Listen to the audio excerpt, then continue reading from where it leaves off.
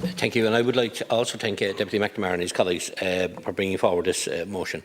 The fact that local NDLS centres are not accessible and accessible to many people if they don't have a public services card and people who need to get their licence is nothing short of a joke. Many TDs here today have said the same thing. If it wasn't broke, why fix it? But this government have a habit of doing things like this, tampering with something that is good and delivers and ends up making a mess of it. The same for the reverse decision last night by the Fianna Fáil Fine Gael Green government on early intervention units, where they removed funding for the unit in Kilbrittain, but to reverse this decision last night when I raised it 3 times a day.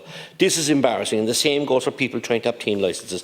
Many deputies rightly have said here, why not our post offices be used so people can get their driving licences? But it is easy to know why, as this government's agenda with post offices to get rid of them, starve them of work, giving a postmaster no chance in keeping their doors open. Vehicle licensing in this country needs complete overhauling. Look at the Irish or others who come back to this country or have to sit a theory test and a driving test. This is a farce beyond belief. One man said to me he can drive through New York one week when he comes, and then he comes to Ireland the next week he can't drive through Goleen legally.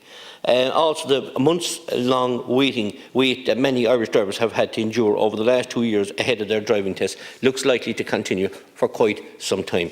During the height of the pandemic, both driving lessons and testing services were put on hold. As a result, Ireland's driver's license backlog reached astronomical heights, and although everything has been done to clear the waiting list, it will be quite some time before normal timing resumes. The RSA say at this point, having hired more testers and with restrictions easing, 60 centres across the country have their wait times down to the 10-week mark. However, there are centres that still have a backlog between 12 and 18 weeks linked, and this is not for the physical test alone.